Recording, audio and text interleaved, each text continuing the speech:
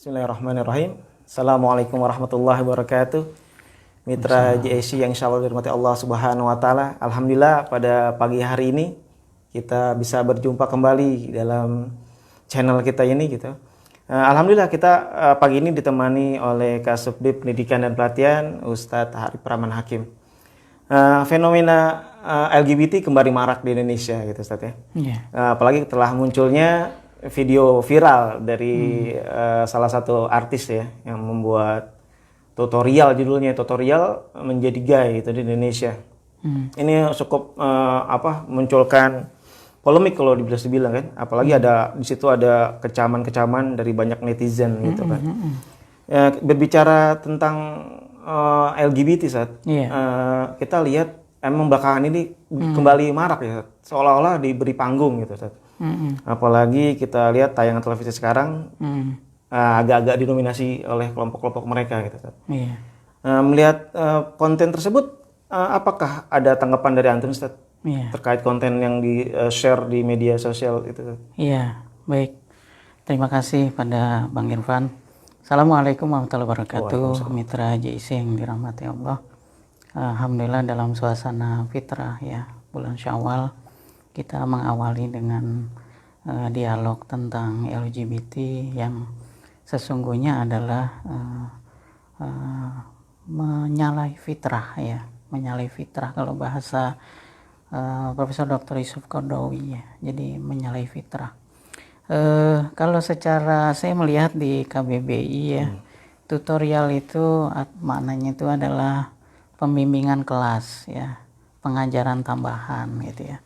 Jadi kalau tutorial bagaimana menjadi seorang pelaku homoseksual LGBT, tentunya kita menganggap itu menyalahi, bertentangan dengan nilai-nilai ya, tidak hanya nilai-nilai agama ya, tapi juga nilai-nilai Pancasila, Undang-Undang Dasar 45 gitu ya.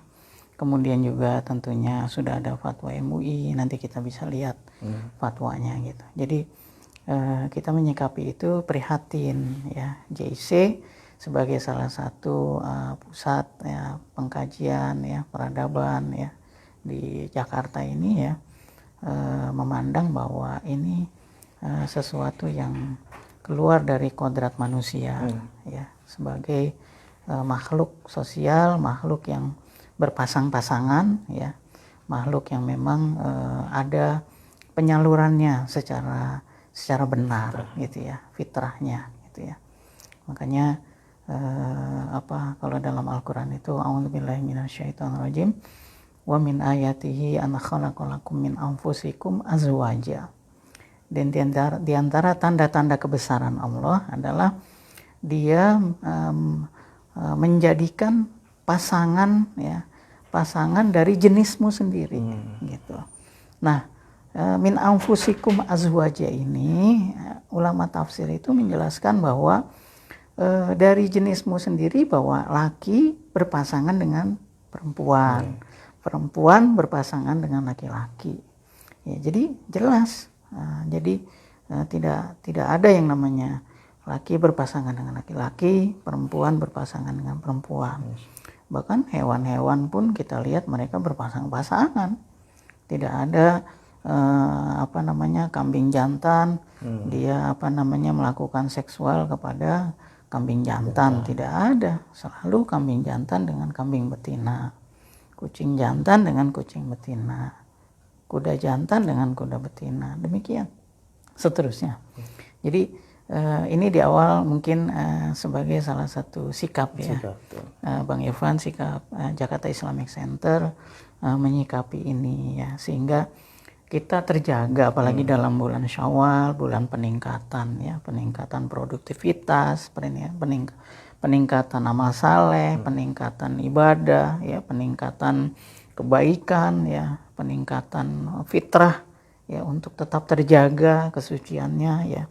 Sehingga adanya tayangan ini sangat menggugah dan mengusik kejiwaan kita gitu ya Ustadz Irfan. Demikian. Apalagi ini kalau kita bisa bilang memang ya 100% negatif, Ustadz. Iya. Kita pandang kita menolak dari sisi pernikahan sama jenis, Ustadz. Iya. Apalagi dalam agama gitu, Ustadz. Iya, iya. Kalau Ustadz melihat, Ustadz, apakah ada pola gitu kan, pola gerakan mereka, Ustadz, terutama di Indonesia, Ustadz. Iya. Sehingga kita bisa lihat gerakan mereka tuh begitu masif, Ustadz. Ya kan, sampai ya kalau bisa bilang mereka sekarang besar, Ustadz. Iya. Jadi memang ada saya pernah belajar di pesantren tuh. Ada pepatah Arab mengatakan su'ul khuluqi yu'di. Jadi kalau sesuatu keburukan itu memang cepat sekali menyebar ya. Artinya mereka berkolaborasi, bersinergi di dalam kejahatan ya, dalam merusak gitu ya. Jadi memang orang-orang yang mungkin tidak peduli terhadap pewarisan generasi ya, pewarisan menjaga kesehatan keturunan ya. Ini mereka hanya mungkin mencari nafkah dengan cara yang melukai hati umat ya, dengan cara melakukan degradasi moral, akhlak kepada generasi muda, dan tidak hanya kepada generasi muslim tapi juga kepada generasi agama lain. Karena kita yakini bahwa semua agama itu tidak ada yang mengajarkan pasangan yang sama gitu kan. Ini kan sebuah nilai yang universal ya. Sebuah nilai yang universal. Jadi bisa jadi ya kita lihat mungkin ada satu kejadian yang memang berupaya merusak suasana fitrahnya seorang umat muslim di hari nan suci fitrah bulan Syawal ya. Ya tidak tertutup kemungkinan ya namanya Bang Irfan. Jadi mereka melakukan satu rencana yang buruk gitu ya. Tetapi kita yakini wallahu khairul makirin ya. Sungguhnya Allah itu dan Allah adalah Maha pemilik skenario ya. Allah memiliki makar yang lebih menang, lebih kuat ya. Jadi kita tetap ada harapan kepada Allah bahwa Allah juga akan berupaya membantu kita gitu. Nah, terkait di Indonesia, Ustaz, dengan berbagai undang-undang yang gitu tentunya, Ustaz, gitu. Kira-kira bisa nggak sih, Ustaz, mereka, ya kita sih nggak menginginkan itu, Ustaz. Kemungkinan nggak sih mereka bisa dilegalkan Indonesia? Karena menarik judul kita kan tema besar ini kan ada ke tempat, untuk pernikahan sama jenis Indonesia gitu, Ustaz. Iya. Jadi memang dia itu kan di Indonesia itu berkembang dari akhir tahun 60 ya. Jadi mereka itu melalui kegiatan pengorganisasian waria-waria ya. Kemudian tahun 80 itu ada mobilisasi ya, organisasi ya. Tadinya komunitas kecil-kecil ya. Dan mereka itu berkembang melalui media cetak gitu ya. Bukan mereka ke luar negeri tapi mereka dari media cetak, kemudian dari buletin-buletin gitu ya, artikel-artikel. Masif. Iya, jadi kemudian makanya ada seorang ilmuwan itu saya mencatat ya, dia mengatakan bahwa LGBT di Indonesia itu memang berkembang juga karena itu memang permisif ya, permisif terhadap nilai-nilai yang tidak benar ini. Dan tahun 90 kita ingat bagaimana penyakit HIV mulai muncul ya. Dan ini bukannya semakin mereda fenomena LGBT, tapi semakin membesar ya. Dan puncaknya kita tahu di tahun 98 ya. Ketika terjadi reformasi di Republik ini, ada keran kebebasan yang begitu luas ya, sehingga media pers kebablasan ya, kita sangat hafal. Dan satu-satunya presiden kita Bapak almarhum Profesor B.J. Habibie ada satu-satunya presiden yang setiap hari itu selalu di demo, saking terbukanya kebebasan ya, demokrasi. Nah ini juga dampaknya kepada organisasi-organisasi waria gitu. Mereka tumbuh subur ya, bahkan mereka udah skala nasional. Bahkan kemudian ada pendanaan secara formal kepada organisasi mereka gitu ya. Saya juga mencatat di sini ya. Jadi mereka semakin kokoh ya. Mereka mendapatkan legitimasi atas nama hak asasi manusia gitu kan. Kemudian juga atas nama demokrasi ya, mereka berkembang sangat pesat. Nah, lalu kalau dalam payung hukum kita ya, Indonesia, Ustaz. ini sudah sangat jelas ya kita bahwasannya di nomor 57 tahun 2014 ya, itu ada apa namanya fatwa MUI tentang lesbian, gay, sodomi dan pencabulan ya, di mana di situ aktivitas LGBT diharamkan karena merupakan suatu bentuk kejahatan ya, itu bentuk kejahatan iya. Kemudian dapat menimbulkan penyakit yang berbahaya dan menimbulkan sumber penyakit menular ya. Itu di 2014. Nah, kemudian juga ditegaskan oleh Pak Kiai Haji Ma'ruf Amin pada saat itu sebagai Ketua Umum MUI Pusat ya.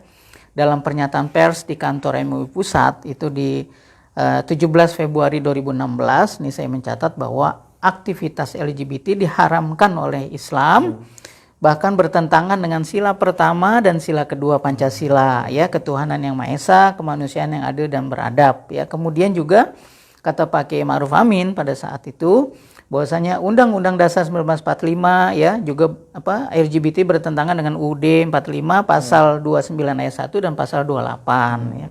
Kemudian juga bertentangan dengan Undang-Undang Nomor 1 tahun 74 tentang perkawinan ya.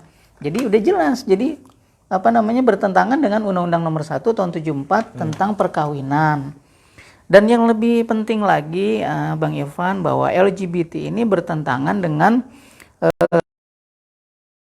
ya, itu Undang-Undang Nomor 20 tahun 2003 di pasal 3. Di sini saya mencatat bahwa pendidikan nasional berfungsi untuk mengembangkan kemampuan dan membentuk watak serta peradaban bangsa yang bermartabat gitu ya, dalam rangka mencerdaskan kehidupan bangsa dan menjadi warga negara yang demokratis serta bertanggung jawab. Nah, kalau kita lihat ini dengan tujuan pendidikan nasional lebih parah lagi gitu ya. Nomor 2003 pasal 3 ini. Berarti gitu, kita bisa pastikan tidak ada tempat. Iya, tidak ada tempat untuk perikasi Japanese atau LGBT di Indonesia. Iya, dan kita sebagai bagian dari umat Islam yang memiliki wadah PPPIJ ya, Pusat Pengkajian dan Pengembangan Islam Jakarta ya, Jakarta Islamic Center, tentunya harus terdepan di dalam memberikan advokasi, memberikan edukasi kepada umat ya, yang salah, dan ini berlawanan dengan fitrah manusia ya, dan ini juga banyak regulasi tadi kan yang memang sudah secara tegas ya. Bahkan fatwa MUI tahun 2015 ya, Maret ya, itu fatwanya hukuman cambuk hingga hukuman mati kepada Pak Kiai Haji Hasanuddin, mengatakan bahwa penyimpangan seksual sudah semakin meningkat, bahkan sudah masuk ke sekolah-sekolah ya. Bahkan Pak tokoh kita, Pak Dr. Asrarun Niam Soleh itu menyatakan bahwa sodomi lebih buruk daripada zina dan seks bebas gitu kan. Ini mana ada adabnya kan ya kan, masa sesama jenis gitu ya, sungguh sungguh biadab gitu ya. Jadi tidak adalah tempatnya gitu ya. Gini Ustaz, hari ini nih kita temui ya, ramai sekali Ustaz, bahwa framing Ustaz, seolah-olah tuh kita yang menolak LGBT, kita yang menolak kaum homo dan kaum lesbi gitu kan, terutama di Indonesia tuh di framing tuh seolah-olah tuh kita tidak toleransi, kita disebut orang yang kaum intoleran Ustaz. Ya kan? Padahal tidak ada kaitannya kalau kita bisa lihat Ustaz, antara penyimpangan dengan toleransi dong. Ini kalau Pak Antum gimana Ustaz? Iya, jadi toleran itu adalah pada saat kita melihat secara proporsional ya. Jadi toleran di dalam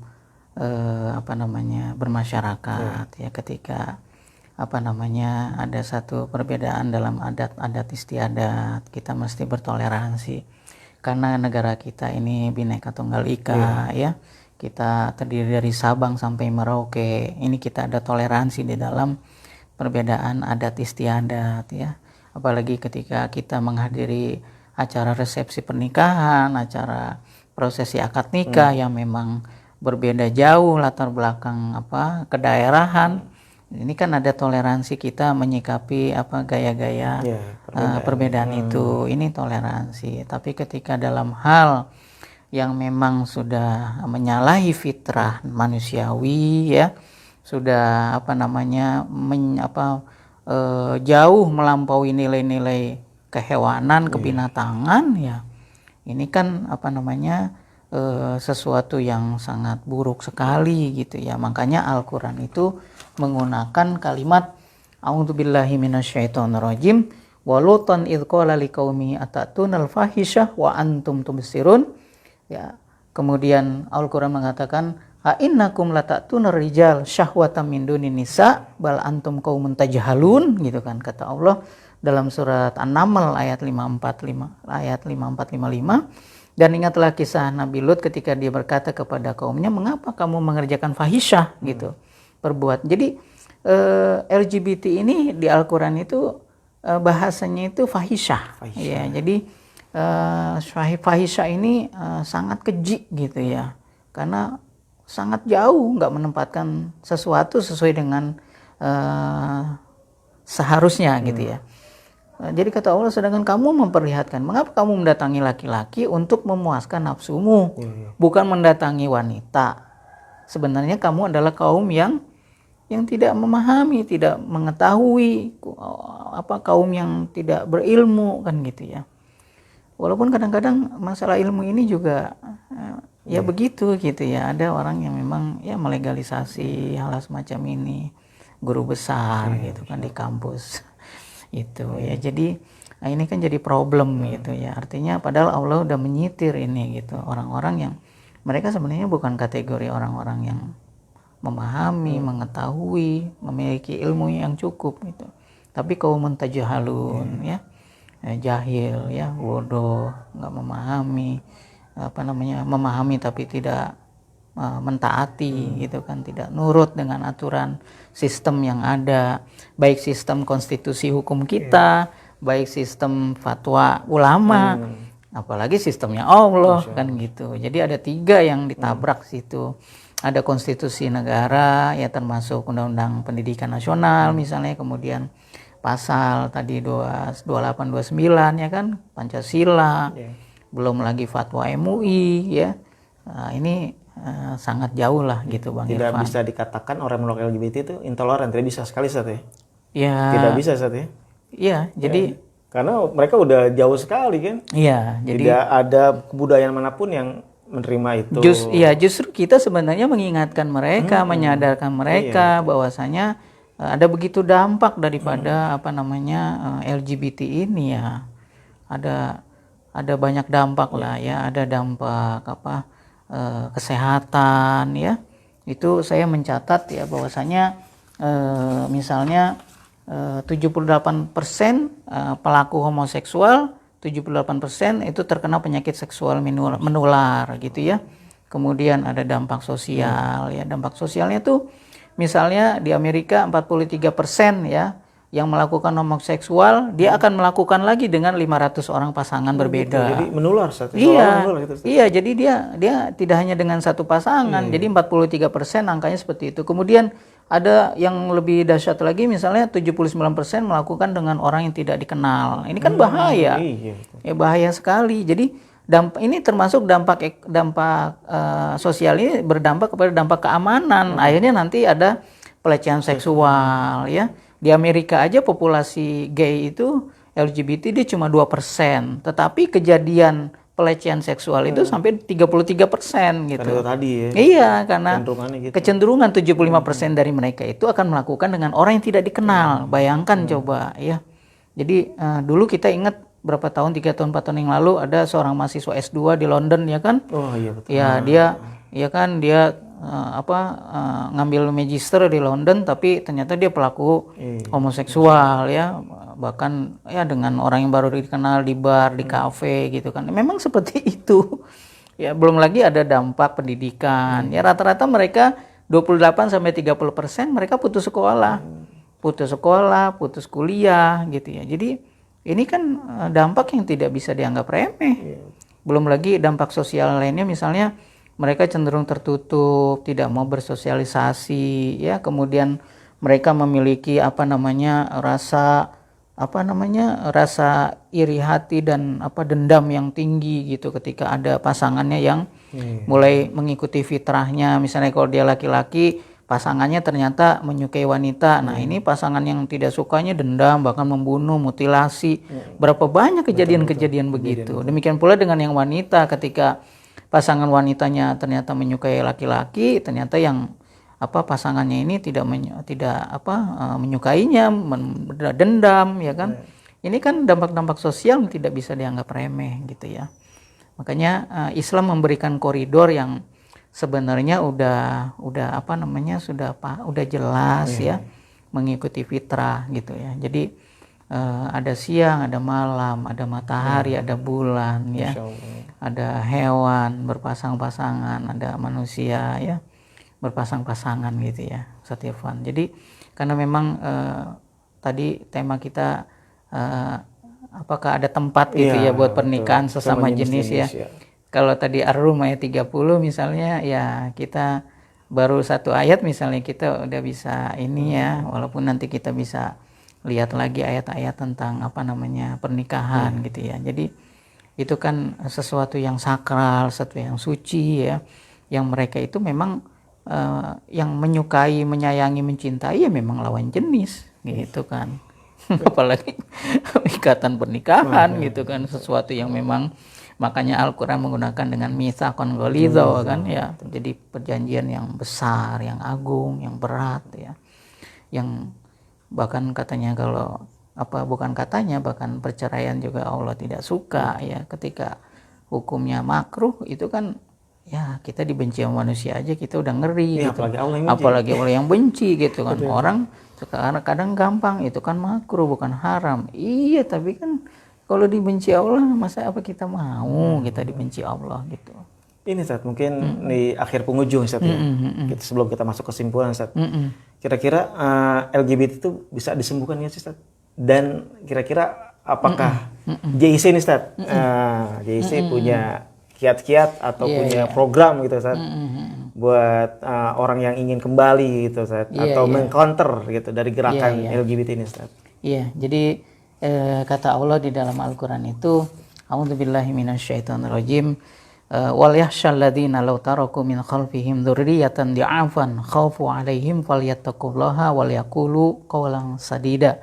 An-Nisa ayat 9. Allah Subhanahu wa taala berfirman, dan hendaklah takut kepada Allah orang-orang yang seandainya meninggalkan di belakang mereka anak-anak yang lemah, yang mereka khawatir terhadap kesejahteraan mereka. Oleh sebab itu maka hendaklah mereka bertakwa kepada Allah dan hendaklah mereka mengucapkan perkataan yang baik. An-Nisa ayat 9. Jadi mudah-mudahan ya Ustaz Irfan ya, Bang Irfan, bahwa JIC bisa juga melakukan satu diskusi ya, artinya ada pendidikan, pembekalan ya, bisa kolaborasi dengan Birena misalnya dari divisi Takmir JIC untuk kita ada pendidikan juga, pendidikan tentang seks usia dini misalnya ya, itu penting ya, artinya bagaimana anak-anak itu memahami tentang kemaskulinan dan feminismean mereka gitu ya. Jadi bukan berarti ini mengajarkan mereka ini, tapi mereka juga kenapa? Karena Rasulullah kan memang di dalam hadis riwayat Abu Dawud itu kan, ajarkan anakmu sholat di usia 7 tahun. Ketika usia 10 tahun nggak sholat, pukullah dia dengan pukulan yang tidak menyakitkan. Kemudian yang ketiga, pisahkan tidurnya mereka. Ya, jadi artinya ini kan sebenarnya pendidikan seks usia dini gitu. Ketika mereka di usia 7-10 tahun aja mereka udah dididik untuk menjaga organ intimnya mereka agar tidak menyalahi fitrah gitu kan. Jadi makanya mudah-mudahan lah kita di subdivisi pendidikan juga ya, pelatihan kali nanti kita bisa kolaborasi dengan divisi lain ya, terutama untuk generasi muda remaja ya. Kita bisa kolaborasi mengadakan event bersama yang memang sudah terprogram ya, tapi bisa kita sinergikan lah gitu ya. Jadi untuk tadi kalau Allah itu berpesan kepada kita jangan sampai kita meninggalkan generasi yang lemah ya, generasi yang kadal fakru ayakuna kufron juga ya. Jadi lemah itu juga tidak hanya lemah secara strata sosial, lemah secara ekonomi, tapi juga yang paling penting kan kelemahan iman ya, kelemahan akidah, kelemahan akhlak, kelemahan syariah ya. Sehingga kalau kita dari hadis Abu Daud tadi misalnya, kita juga bisa menarik benang merah bahwa sedini mungkin di usia 7-10 tahun itu anak sudah dikenali tentang pendidikan syariah ya, sehingga ketika mereka dipisahkan tempat tidurnya itu kan konteksnya bukan hanya karena anak laki dan perempuan, tidak, tapi anak laki-laki dengan anak laki-laki pun seperti itu. Jadi anak laki-laki itu juga memang harus dipisah. Artinya kalaupun harus karena kamar terbatas, dia harus dibatasi oleh sekat guling atau apa yang dia tidak boleh bercampur gitu. Jadi nggak sebatasnya wanita dan pria. Tidak. Jadi memang karena inilah untuk mencegah ya. Dia untuk mencegah. Jadi itu ada pendidikan syariat itu dari semenjak itu ya, 7-10 tahun itu. Ya, jadi bukan hanya aspek ibadah mahdoh aja, tetapi juga interaksi sosial ya, relasi sosial ya antara putra-putri, kemudian anak-anak remaja kita itu ya. Saya kira itu Ustaz Irfan. Jadi memang kita harus menjadi pelopor ya, pusat pengkajian dan peradaban ini kita di PPIJ ini aja, Islamic Center. Mudah-mudahan kita bisa bersinergi juga dengan lembaga-lembaga di luar ya, dengan foundation yang lain yang kita bisa mengangkat kewaspadaan ya lebih dini lagi gitu, karena memang Rasul udah wanti-wanti ya, bayangkan 14-15 abad yang lalu udah menanamkan ya, dan penanamannya tidak hanya aspek akidah, iman, ibadah mahdoh, tapi juga dari sisi relasi sosial ini. Terakhir sebelum ditutup, apakah ada pesan-pesan Ustaz, terutama buat para pembuat konten gitu Ustaz, untuk seperti apa mereka ke depannya gitu Ustaz? Iya, jadi para mitra JIC dan rekan-rekan, para sahabat ya, teman-teman pegiat media sosial, mari kita gunakan media sosial kita ini dengan sehat ya. Kalau tadi Allah mengatakan di An-Nisa ayat 9 di akhir ayat itu Allah mengatakan wal yaqulu qaulan sadida, dan dalam mereka mengucapkan perkataan yang benar. Artinya informasi apapun tentang pendidikan dunia anak kita, pergaulan ini ya, kita harus memberikan yang benar, yang baik ya, yang memberikan satu tuntunan. Tutorial itu akan sangat bermanfaat, berguna ya, akan sangat memiliki ganjaran yang sangat besar ya, tidak hanya di akhirat oleh Allah, tapi juga nama harum, nama baik di dunia ya. Karena ketika seorang manusia meninggal ya, usia boleh selesai 60, 70 tahun, 80, 90, 100 tahun, tapi umur itu nggak akan selesai gitu. Dia meninggalkan umur yang baik apa umur yang kurang baik gitu ya.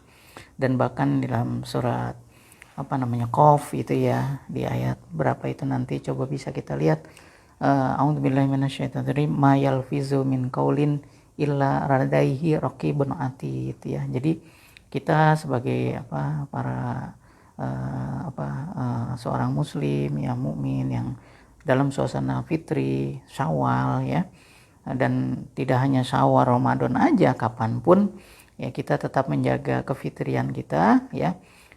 Ma yalfizu min qaulin illa ladaihi raqibun atid. Nah, jadi apapun yang kita ucapkan, apapun yang kita sampaikan, apapun yang kita sebutkan ya, melainkan akan ada raqib dan atid di kanan kiri kita yang akan menyertai kita gitu ya. Sehingga ini akan sangat berdampak baik atau buruk itu dari kita ya, yang suka menyebarkan ya konten-konten atau membuat konten ya. Jangankan menyebarkan, ini kalau membuat ini Masya Allah gitu kan, Kalau memang membuat konten dakwah, konten bisnis yang baik, halalan, itu kan sangat baik, berguna, bermanfaat, ya, membangkitkan ekonomi umat, ya, membangkitkan kesejahteraan rakyat gitu ya.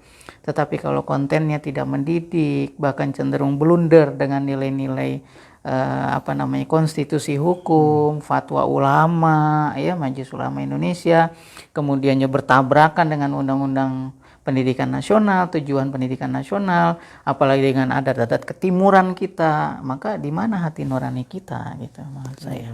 Demikian. Jazakallah khair, Ustaz. Ya. Mitra JC, sayang sekali kita dibatasi waktu. Obrolan menarik ini harus segera diakhiri, Ustaz. Ya, Karena ada berapa lagi yang akan mengisi channel-channel di JC TV. Alhamdulillah, ya, syiar. Ya. Semoga bermanfaat, ikhwan sekalian. Kita tutup dengan hamdalah. Alhamdulillah. Amin. Subhanakallahumma wa bihamdika. Subhanallah. Assalamualaikum warahmatullahi wabarakatuh. Waalaikumsalam warahmatullahi wabarakatuh.